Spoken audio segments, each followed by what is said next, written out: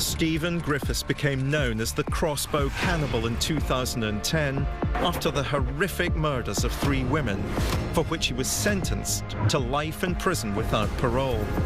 Shockingly, one of his murders was captured on CCTV, the first time a serial killer has ever been caught killing on camera. But could he have killed more? After his arrest, it was indicating that he had murdered 5 people. He did tell us that he'd dismembered all women. He said he'd eaten parts of the first 2. My name is David Wilson, and I've spent my entire career studying or working with serious and violent offenders. I'm particularly known for studying serial murderers, and my hypothesis is that serial killers don't emerge fully formed when we first hear about them in the media. They're a long time in the making. So the challenge for me is not to discover when they stopped killing, but to discover when they first started to kill, to see if they can be connected to other unsolved murders.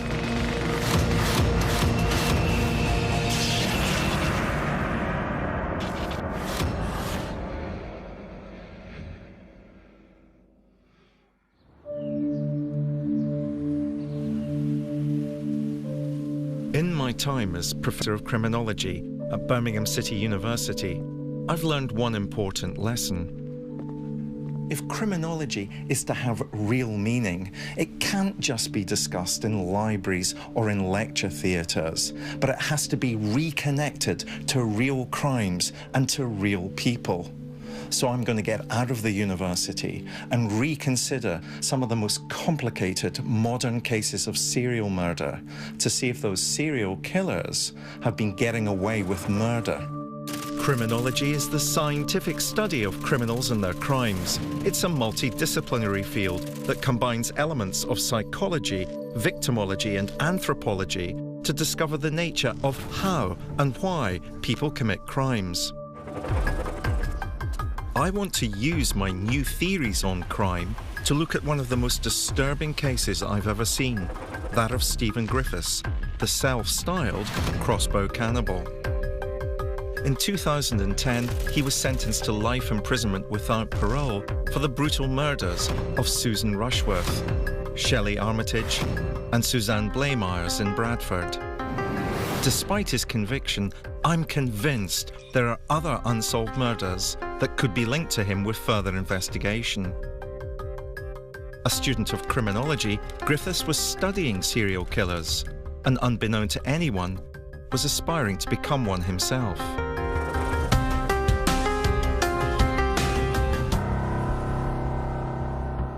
I've come to Bradford to find out a little more about Stephen Griffiths, where he lived and where he murdered 3 women. And just to my left is Homefield Court, where he had his apartment, which looks out onto Thornton Road. And we're on the edge here of the red light district of Bradford. And the first thing that strikes me is that we're in a place, therefore, where there was another serial killer who attacked and murdered women. And I'm talking, of course, of Peter Sutcliffe, the Yorkshire Ripper. And I wonder if Griffiths, the PhD student of homicide studies, was in some way inspired, copying the activities of Sutcliffe. Every criminology student would have studied Peter Sutcliffe and his shocking crimes. He's the north of England's most notorious serial killer, whose reign of terror throughout the 1970s and beyond ended in him serving 20 life sentences for 13 murders. Was Griffiths seeking to emulate him? Walking the streets around Griffiths' flat, it wasn't long before I found my first clue that there may be more victims. Brian, you lived opposite Stephen Griffiths, didn't you? Yes, I did, yeah. Did you see him when he was taken away after being arrested? Yeah, we saw him getting taken away in handcuffs. Did he say anything? How did he react? When they threw him back at the van, he was shouting, "There's a lot more than this." He said there's a lot more than this? Yeah. I've been in Bradford for literally 10 minutes, and the first person I meet saw Griffiths being taken away by the police, and Griffiths shouts back, "There's more than what you think." So, in relation to my hypothesis that serial killers are often responsible for more murders than they've been convicted of, I think I've come to the right place. I need to start my investigation by looking in detail at his last known crime, which occurred on the 21st of May, 2010. I'm Graham Weldon. I'm a detective sergeant with the Homicide and Murder Inquiry Team with the West Yorkshire Police, and I was the lead DS on the Stephen Griffiths case. We received a call that a member of staff at Homefield Court had been reviewing the CCTV footage from the previous weekend and had come across images that he obviously found quite disturbing, and a couple of officers from the Bradford Vice team were dispatched down there to review exactly what the footage showed. The officers that had reviewed the footage, they described what they effectively thought they'd seen, and it became apparent that something quite serious had happened. To their amazement, the police discovered CCTV footage from Homefield Court of Stephen Griffiths attacking and killing 36-year-old Suzanne Blamires, a sex worker who had been reported missing just days earlier. This is the first time I have ever actually seen a serial killer committing his crimes. The CCTV footage is invaluable in demonstrating his method of murder. The similarities in the killer's crimes are known as their modus operandi, or mode of operation. In modern crime theory, it's one of the most vital tools we can use to tell us everything about how a killer committed their crimes. It's a criminal signature, providing clues as to whether other crimes have been committed by the same person. I've been able to review the unedited CCTV footage in full to try and answer the question, was he caught after only killing 3 people, or was he far more practiced in the art of killing?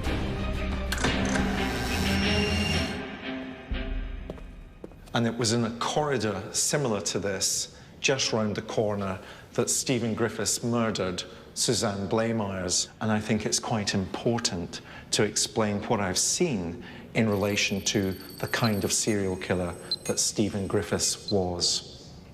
So we'll see Griffiths bring Suzanne into the corridor and walk down the corridor all the way to Griffiths' flat.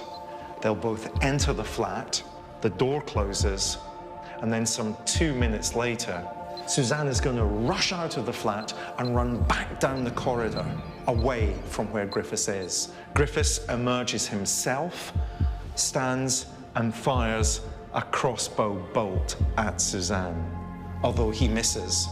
But perhaps because she's terrified, she's almost paralyzed with fear. And so Griffiths sprints after her, back down the corridor. He grabs hold of her, pushes her to the ground, reloads his crossbow, and kills her. And as he's doing so, he realizes for the first time everything that he just did was caught on camera. He therefore gestures to the camera and holds up his crossbow. This is unique behavior, and I believe that these are the practiced actions of a man who has murdered more than 3 women. And this idea may be borne out by his first dealings with the police. At his very first police interview, did Griffiths inadvertently reveal the true extent of his killing spree? After his arrest, he was quite clearly wanted to tell us about what he'd done. Clearly at that stage he was indicating that he had murdered 5 people.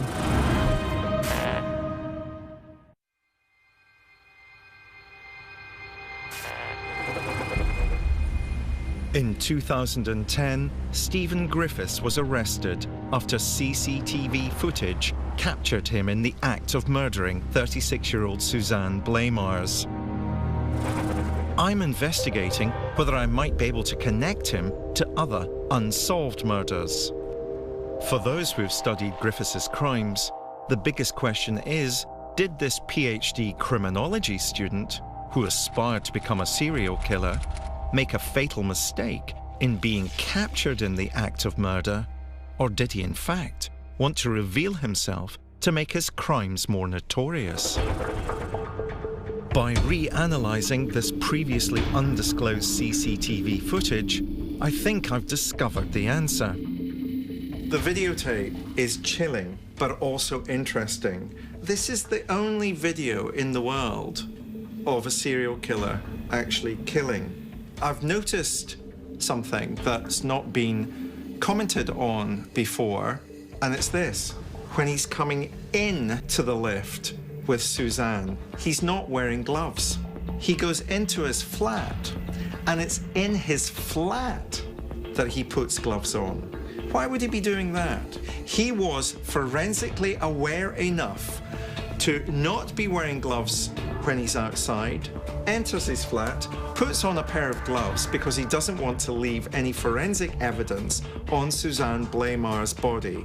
He runs out of his flat after her wearing gloves. And then you've got this incredible scene where his fantasy of what a murder was going to be like does not match the reality of how he had planned and calculated that murder to be. When he comes back out of his flat again, he's changed his gloves again.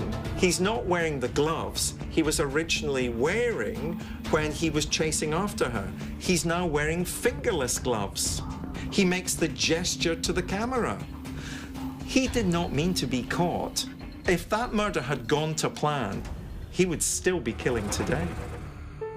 Nothing could have saved Suzanne Blamires from this psychopathic killer. However, victims are often lost behind the gratuitous headlines of the serial killer's crimes, particularly if, like Suzanne, they made their living in the sex industry. But understanding the victims is crucial in building up a profile of a killer. So I've come to meet Suzanne's mother to learn more about her daughter. Nikki, can you describe for me what Suzanne was like as a girl growing up? She was just a normal, happy kid, you know. She wanted to be a nurse. What occurred in Suzanne's life to take it in a direction away from nursing? It was her age, mainly. You know, she started going out with friends, clubbing, and I think getting into the drugs stemmed from there. Did you discover that she was also selling sexual services around that time? Oh, yeah. I was absolutely devastated. Never affected our relationship. Don't worry. Do you know what I mean? You reported her missing, but it was only a few days before she was found, wasn't it? I dropped her off home on the morning anyhow, and she went out at the night and never came back. Are you aware of the circumstances in which Suzanne died? I didn't see any tape, but the police came and obviously explained to me what happened. Said that they believed she'd come to significant harm. With Griffiths in custody for Suzanne's murder, the story took an unexpected twist. Former Detective Sergeant John Lee is the only police officer to have ever interviewed Griffiths about his crimes.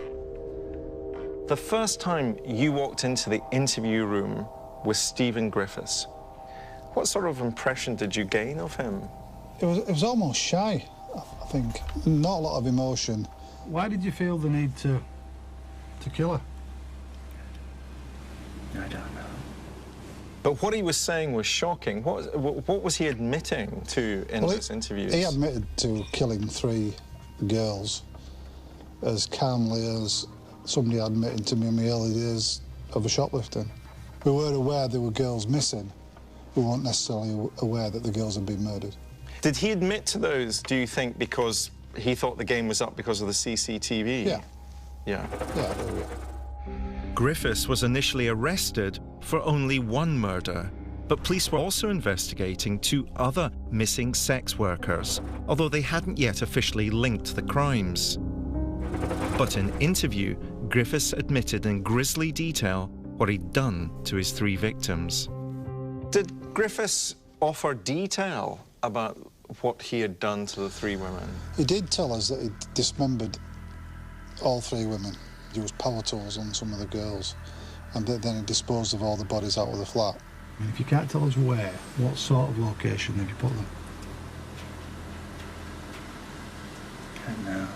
Where a robot, where a computer would put it. You know, a rational, emotionless aberration would put it.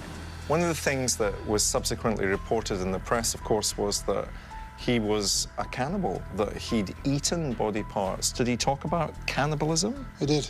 He said he'd eaten parts of the first 2, and then on the last girl, he wanted to try eating raw meat because he'd not eaten it before. It was something, a taboo. Wanted to be a cultural taboo. And one of the things he said very early on, he said he was going to talk about 5 murders in Bradford. Why does he only talk about 3?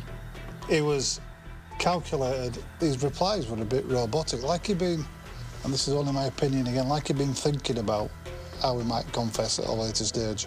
And it's interesting that Griffiths admits to 3, because, of course, that's the commonly accepted number to be labelled as a serial killer. I think he said something similar to, oh, Robert Black only killed 3.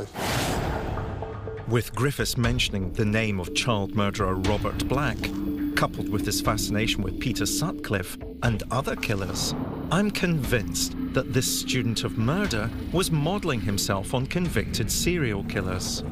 Like them, I suspect he may have been toying with police, withholding information about the full extent of his crimes, a technique practiced most notoriously by the Moors murderers. Despite his mind games, police didn't have long to wait for physical evidence to link him to the crimes, as just one day after his arrest, they made a shocking discovery.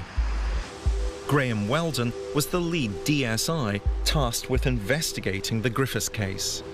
Graham, how was Suzanne Blamires' body found? Basically, a local workman who works in one of the local factories spotted a bag in the river. This bag had become entangled on some debris, so he'd gone into the river to investigate and recover this bag to see what was in the bag. In relation to initial findings, then clearly the bag with the head, and when that was examined, embedded within the head was a knife and a crossbow bolt. Clearly the indication being that that was Suzanne Blamires. Obviously then we instigated a search of the river and numerous body parts were retrieved from the river. 80 body parts were discovered by police, and forensic examination revealed that most belonged to Suzanne Blamires. But they also found just 1 vertebra from another missing sex worker called Shelley Armitage. Tonight, huge searches around the flat where Stephen Griffiths lived. Officers on their knees, picking through every inch of ground. The police turned their attention to Griffiths' flat and quickly discovered traces of blood from both victims found in the River Aire. But they also uncovered evidence of a 3rd victim, 43-year-old Susan Rushworth, who'd been missing for over a year. To date, her body has never been found. When the CCTV from Homefield Court was reanalysed, they made their final shocking discovery. We found CCTV footage to link him to Shelley Armitage, which again put him in her company. Additionally, he was seen leaving those premises with various bags of various sizes and shapes. Clearly, those bags were being used to transport parts of the body of Susan Blamires from his flat out to the River Aire. His admission of killing 2 more sex workers couldn't be proved. In December 2010, he was sentenced to life without parole for the 3 murders. To this day, his early admission of 2 more killings has never been resolved. Unfortunately, with Griffiths deciding not to speak to us any further, he closed down an avenue that we had to try and identify any other murders of sex workers. To discover if indeed there are 2 unknown victims, I'll need the help of some of the brightest young criminological minds in the country, my postgraduate students at Birmingham City University. OK, I know that we're discussing today the case of Stephen Griffiths, and I'm aware that he killed 3 women What's motivating him? Well, I think I'd have to put him under as a hedonistic serial killer.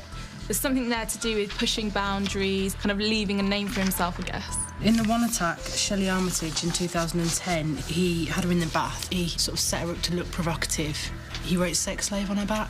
I see. The dismembering of a body, cutting it into over 80 parts, these would be behaviours that would be learned over a distinct period of time. If I go back to look at unsolved sex workers, what am I looking for? Sex worker based in Bradford, obviously someone who's working alone. I'll be also be looking at missing persons, not just from Bradford, from all over the country. I think it's quite usual for serial killers to start perhaps their first case of murder in their mid to late 20s, so it's quite likely that there is cases from earlier on in his lifetime.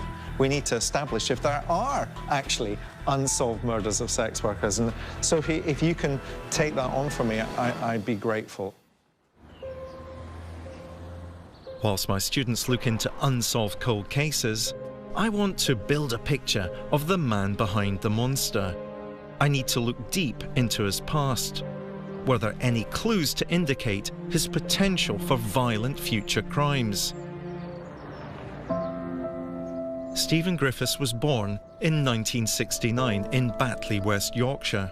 The eldest of 3 siblings, he was a shy, quiet child. At age 13, he was sent to the exclusive Queen Elizabeth Grammar School. Notorious at the school was former student, serial killer John George Haigh, nicknamed the Acid Bath Murderer, who killed up to 9 people during the 1940s. At school, Griffiths would develop a penchant for torturing animals, a trait evident in many serial killers' childhoods. At age 18, he robbed a shop and slashed the shopkeeper's face with a knife, for which he was sentenced to 3 years in a young offenders institution. Concerned about his state of mind, he was assessed by a psychologist from Rampton Secure Hospital. I've come to meet Dr. Wood, the forensic psychiatrist who assessed Griffiths. His diagnosis was terrifying. How did you first come to meet Stephen Griffiths? He was referred to me when he was just over 17 years of age, when he was in trouble with the police. He'd been arrested, and it was necessary to assess him for a report for the court. But what sort of person did you encounter? It was plain from the start that he was a very troubled young man who was developing a personality disorder when he was first referred for assessment. The term I would use is schizoid. A person with a schizoid personality has great difficulty in forming relationships with other people. They often have a low or an absent libido. They are self-centered. They feel at odds with the world. People who have difficulty in relating to other people will often fantasize about hurting people, controlling people, which we would call sadistic fantasy. I thought it was likely that he would go on to commit serious offences. What I couldn't say is when or what type of offences he would commit. Dr. Wood viewed Griffiths as a potentially dangerous schizoid who had sadistic fantasies as early as 1992, 18 years before the crimes for which he was convicted. Did his murderous career start years earlier? And could there be more potential victims to investigate?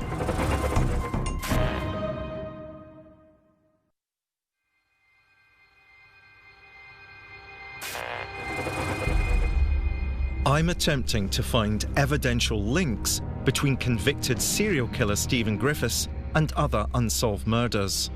I've discovered that our psychologist viewed Griffiths as a potentially dangerous schizoid as early as 1992, 18 years before the murders he was convicted of. I now need to investigate whether I can rule him in or out as a potential suspect for any unsolved cold cases that bear similarities to his grisly modus operandi. OK, Sophie, what have you been able to discover about the murders of sex workers which have been unsolved in Bradford? I looked back up until 2001, and that came up with a few potential unsolved prostitute murders. However, I thought I'd extend it back to 1991. That will take us back to when Griffiths was around 21, and that pulled up 5 potential unsolved prostitute murders in that area. Between 1991 and 2010, there were 5 unsolved murders of sex workers in the north of England. However, one of the murders took place whilst Griffiths was in prison, and 2 others do not bear his MO. But there are 2 on the list that deserve further investigation. Well, I think if we concentrate going forward in relation to Dawn Shields and Rebecca Hall, that might give us the best way of seeing if this hypothesis that convicted serial killers are usually responsible for other murders than the ones they're convicted of, that might give us the best way of testing that particular hypothesis. The first cold case took place in 1994, just months after Griffiths' release from prison. 19-year-old Dawn Shields disappeared from Sheffield's red light district in May 1994. Just days later, her body was found in a shallow grave at Mam Tor in Derbyshire's picturesque Peak district. She was a sex worker and had been stripped and suffered violent head injuries, hallmarks of Griffiths' known MO in victim selection.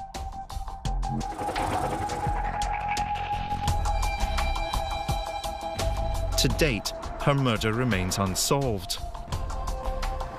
I've come to meet Peter Hall, the former lead detective involved in the investigation. Peter,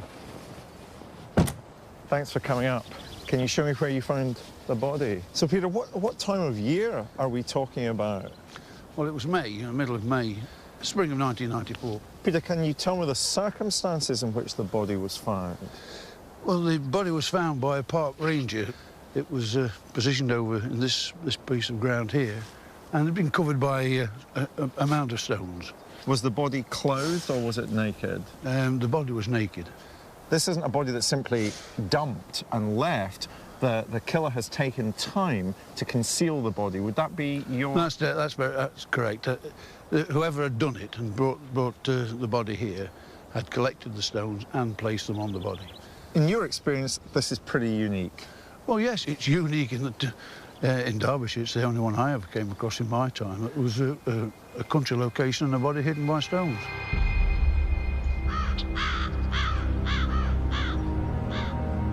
But there's some very interesting and unique features in relation to this murder and to this as a deposition site.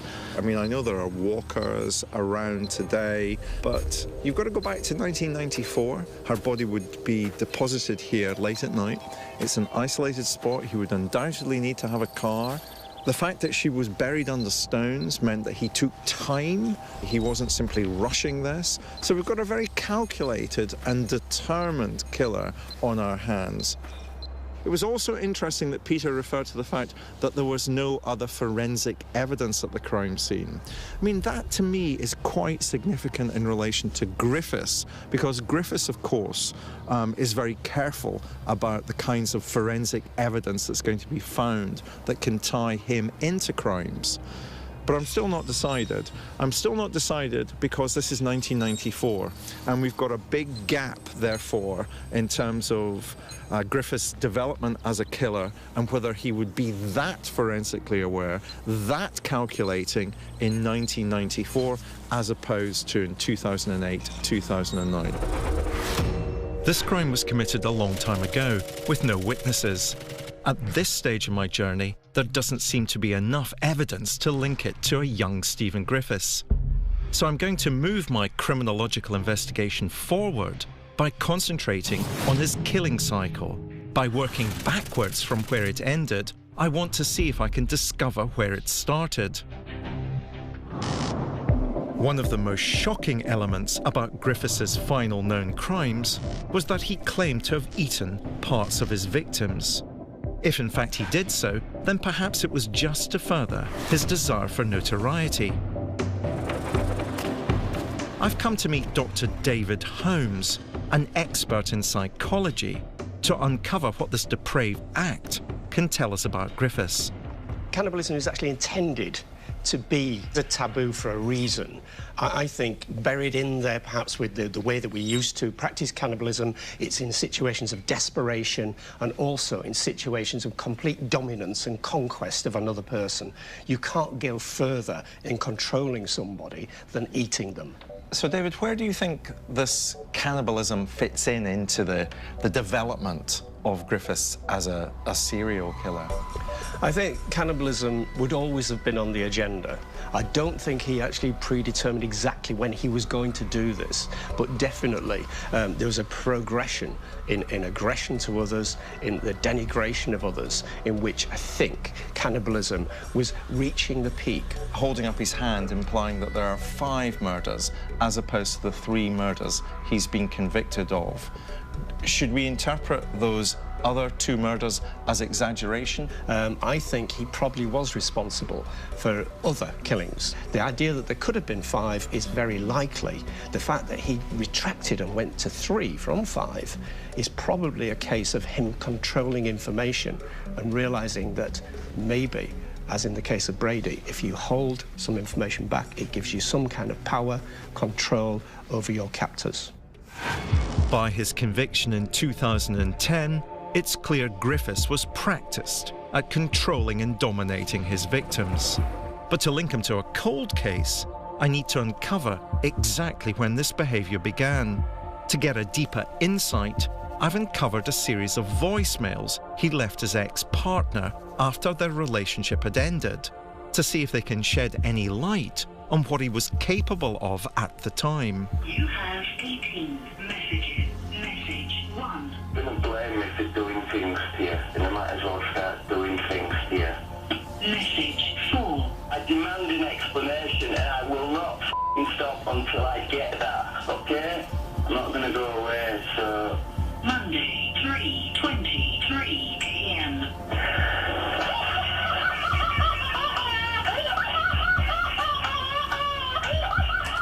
If anyone can provide me with a picture of his state of mind at this time, it's the former partner herself, Kathy Hancock. He was very, very good at picking up things that you're possibly insecure about. He would get into your head, but in a very passive way. This idea of him trying to get into your head, was this as a way of controlling your behaviour? I didn't know at the time, but yes. How long did your relationship with him last? Probably only 6 months. So you had split up by what, July, August 2001? Yeah. Just so that I can get a picture of him and his psychology, did he beat you? Yeah, yes.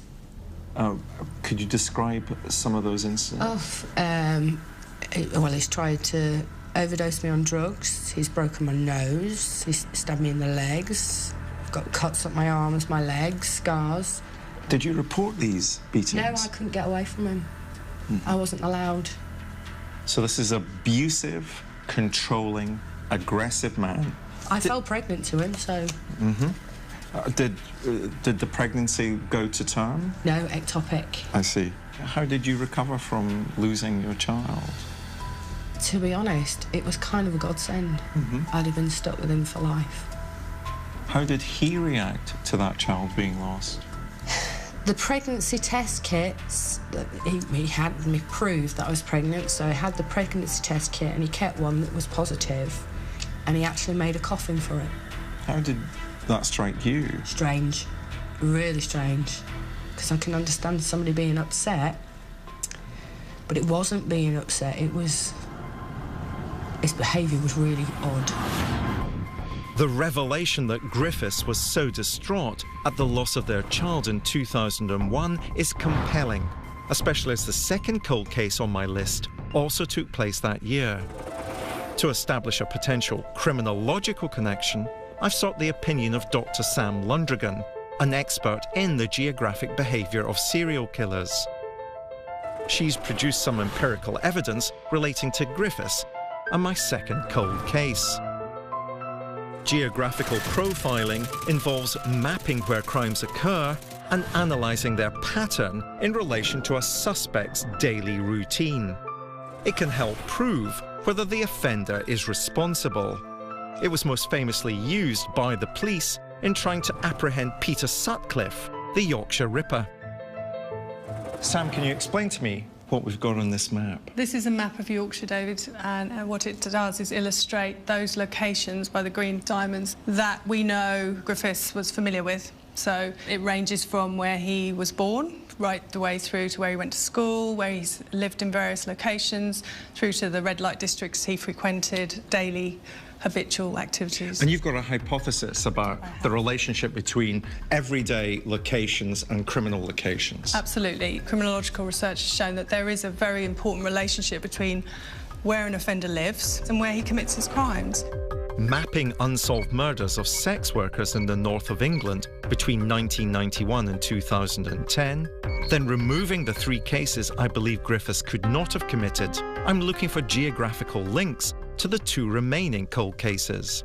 The next slide shows the murder of Dawn Shields in Sheffield. So if we were to hypothesise that Griffiths was responsible for this murder, then we'd have to look very closely at how we can link him to Mam Tor. I wonder if we could have a look at the geographic clustering in relation to the unsolved Lucas. Yeah, that's much clearer, isn't it? You've got a complete overlap there between Griffiths' world, if you like, and the location where Rebecca Hall's body was found.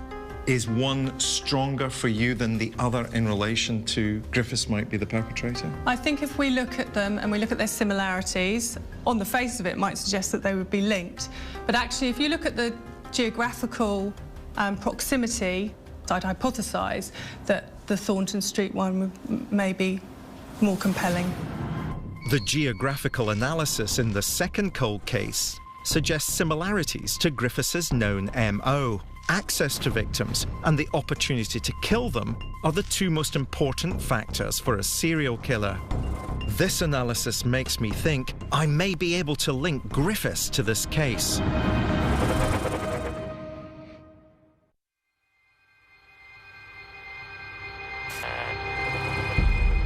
I've discovered that one of the cold cases I've been investigating bears similarities to the modus operandi of convicted serial killer Stephen Griffiths. Geographical analysis places the unsolved murder in close proximity to the area where Griffiths was known to operate. So I want to look more closely at this case. 19-year-old sex worker Rebecca Hall disappeared from Bradford's red light district in April 2001. 2 weeks later, her body was found. She'd been battered to death. To this day, no one has ever been convicted of her murder.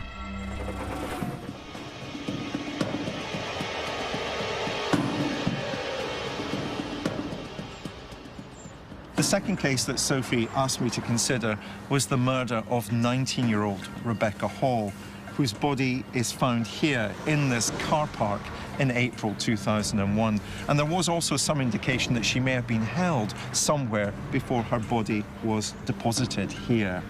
Now, unlike the Dawn Shields case, where Dawn's body is found in a very rural location, Rebecca's body is found at the heart of Bradford's red light district. And crucially for me, Stephen Griffiths lived only 800 metres away down this hill.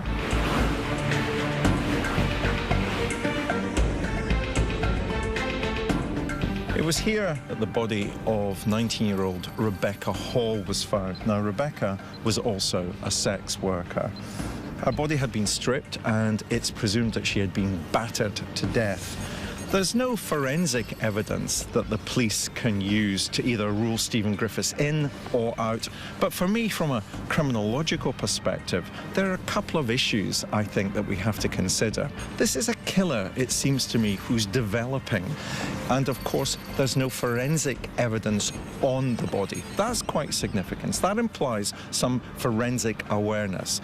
But above all, if we think about the importance of geography, if we think about the importance of home to serial killers and how serial killers will often start to kill very close to where they live, well, Stephen Griffiths lives only half a mile that way. Rebecca's also been murdered at a time when Griffiths' personal life is disintegrating with Kathy Hancock. So, whilst the police might not be able to do anything with the Rebecca Hall murder, criminologically, I think this is worth pursuing.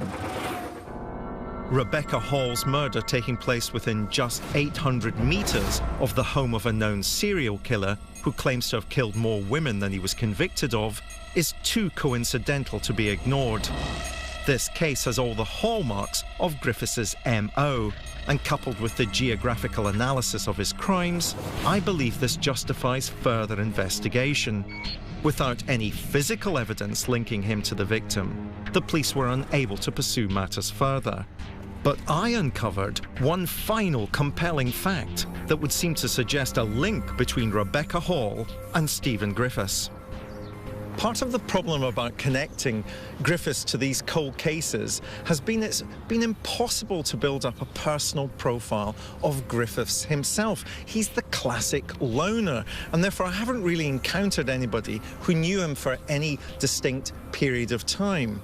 Now, that makes it very difficult to build up this picture of who Griffiths was, but I've managed to track down somebody who knew him not just for a few months or a year, but somebody who knew him for over 20 years. So I've come to interview Bridget Farrell to see if she can help me throw some more light onto these cold cases. Did you know Rebecca Hall? Very well. Tell me about Rebecca Hall. I went to school with her from middle school. She was my sister's best mate. And so she was murdered when she was 19. Did you know her from school days all the way through? Yeah. Apart from there were a gap because my sister was murdered and I stayed at the scene for about a year or so. And when I came back, she'd started drugs and started prostitution. Did Rebecca Hall ever go into Homefield Court? Yeah. Did Rebecca Hall know Stephen Griffiths? Yeah, she did. She used to smoke in his flat with me and other girls. So this is... he knows her quite well, then? He knows a lot of us, yeah. But you presumably gave witness testimony to the police about him knowing Rebecca Hall? Yeah. Well, all of us did. I can't say that they didn't know Rebecca Hall went there, because they did know. It's on CCTV. You can't get any better evidence, can you, than a camera? So Rebecca Hall can be placed in Homefield Court? Definitely, 100%. Stephen Griffiths is in Homefield 100%. Court? Her body's found 800 metres away from Homefield Court. If that, love.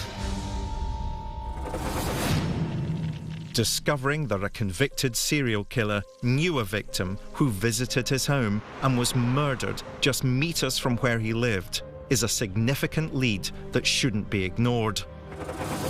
But are there any other facts that could further connect Griffiths to this unsolved murder?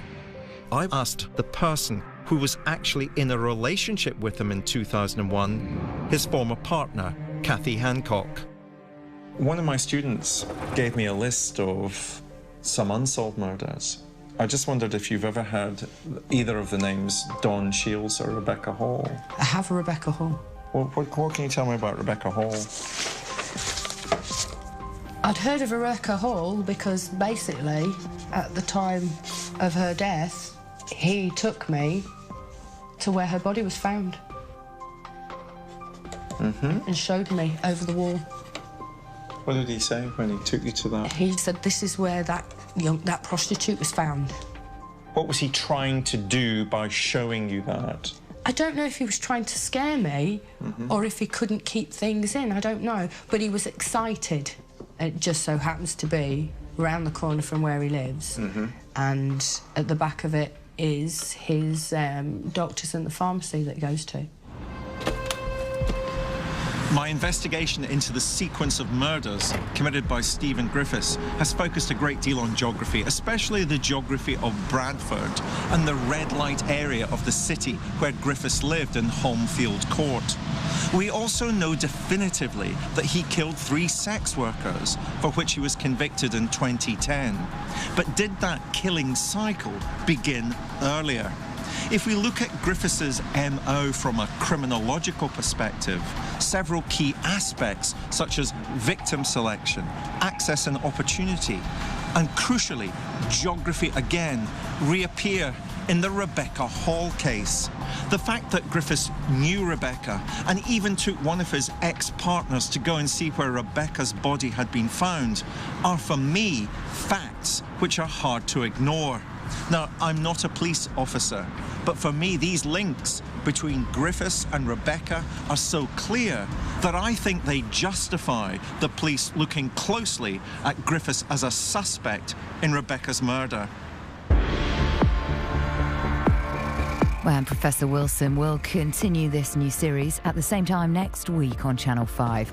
Next tonight, there's more shocking real-life footage with Britain's worst serial killers.